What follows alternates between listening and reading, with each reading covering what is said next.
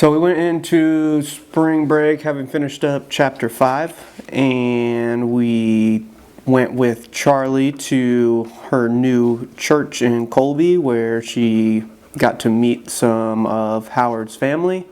Very nice people, but she's still not adjusting to Colby all that well. So let's see if she adjusts any better in chapter 6. Maybe she'll even finally find that dog. Chapter 6.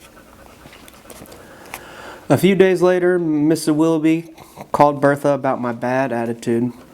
That day in school, she had asked me if I had 2/3 of a piece of pie and I wanted to give half to my sister, then how much of the whole pie would that be? I told her I wouldn't give my sister any of my pie. Everybody had laughed except Mrs. Willoughby. She had turned red and pressed her lips together and made her eyes into little slits when she looked back at me. When she called Bertha that afternoon, I was stretched out in Gus's easy chair watching TV. That fat orange cat named Flora was curled in my lap. I heard Bertha say, "She did?" and "Oh dear." Then she lowered her voice and I could only make out bits and pieces drifting through the kitchen door. Rough time, missing her family, and been hard for her. She hung up and I kept my eyes on the TV when she came in and sat on the couch. "That was Mrs. Willoughby," she said. A fast-talking guy on TV was pouring chocolate syrup on the floor and mopping it up with a miracle mop. "She told me you've been a little rude in school," Bertha said. Now the man on TV was showing a set of knives that came free with the miracle mop. Then Bertha started going on about how she knows how upset I am about my family being all broken like it is. Well, she didn't use the word broken, but she might as well have. She said she knew how it must be scary to see Mama like she was, how I must be worried sick about Scrappy, how I must miss Jackie so much. I kept my eyes on the mopping man, and in my head I said, "Pineapple, pineapple, pineapple." But Howard's stupid idea didn't work because the next thing I knew, I was hollering at Bertha, mean words about minding her own business and who cared about my broken up sorry excuse for a family. Not me, that was for sure.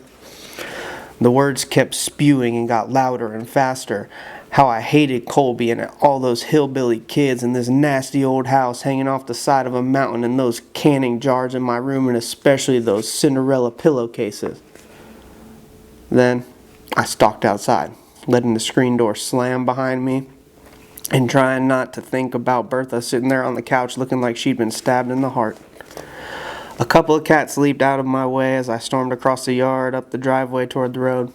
I kicked at dirt and yanked on leaves and hurled gravel into the woods. When I got to the road, I didn't even care that the asphalt was burning hot under my feet. The mad was swirling inside me, making my ears ring and my stomach churn. But then, the next thing I knew, I was sitting in the dirt on the side of the road, cycling so hard I could hardly breathe. What was wrong with me? Why had I said those mean things to Bertha? Why was I acting so hateful at school? And then, while I was sitting there wallowing in my pity, somebody said, "What's the matter, Charlie?"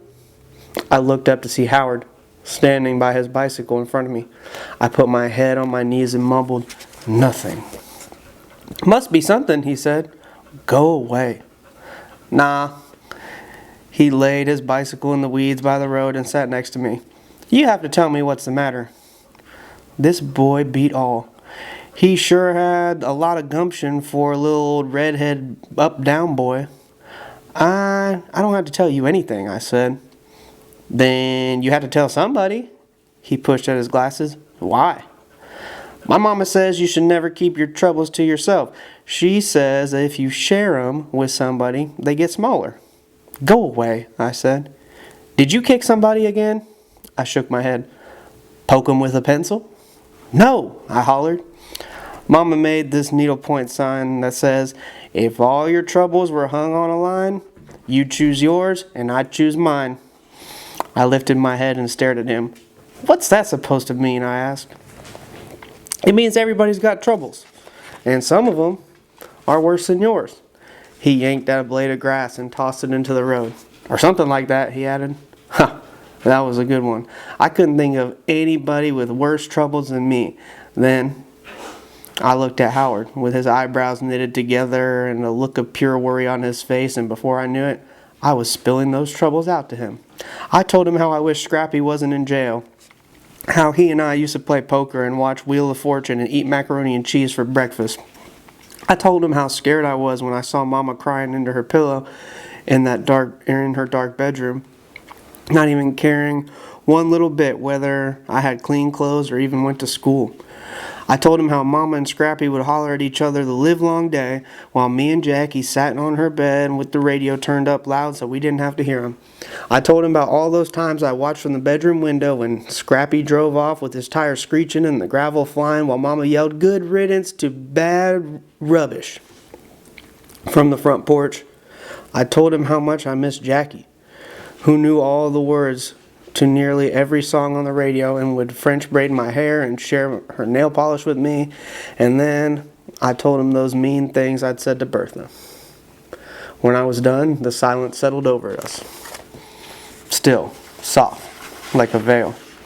The sun had gotten lower in the sky, sitting on top of mountains in the distance, and the air had grown cooler. For a minute, I thought maybe Howard was embarrassed by all the stuff I told him and didn't know what to say. I was starting to wish I'd never shared my troubles with him like that. But then he looked right at me and said, "Want my advice?" Sure, I guess, I said. "You can't do anything about Scrappy and them back in Raleigh," he said. "The only thing you can fix is what you done to Bertha." I guess he was right. I couldn't fix my mess of a family, but I could try and make things right with Bertha. I stood up, brushed the dirt off the back of my shorts. And then I could hardly believe my eyes. Right there at the edge of the woods was that brown and black floppy-eared dog. I put my finger to my lips and said, "Shh." The dog was watching me with his head cocked to the side. "Don't move," I whispered to Howard. I took one slow step toward the dog, and guess what?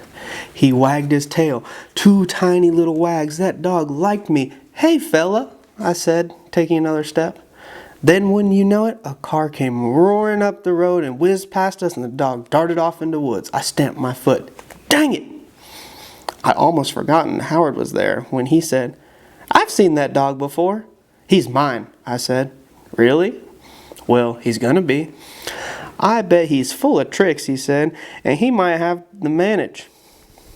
Stray dogs he might have the mange. Stray dogs have the mange." "So what?" I said. "His name is Wishbone." The minute I said that, it felt right. Wishbone. That was the perfect name for my dog. "I'm going to catch him," I said. "Then I'll bathe him and get the ticks off him and teach him tricks and let him sleep in bed with me." "I'll help you catch him," Howard said, picking his bike up off the weeds. "You will?" "Sure." Suddenly, Howard seemed different. He didn't seem so much like a nosy up-down boy nagging me half to death about being my backpack buddy. He seemed more like somebody being nice to me, somebody I had shared my troubles with. I watched him get on his bike and pedal off toward his house. Then I called, "Bye, Wishbone," into the woods before I hurried up the road to make things right with Bertha. That's the end of chapter 6.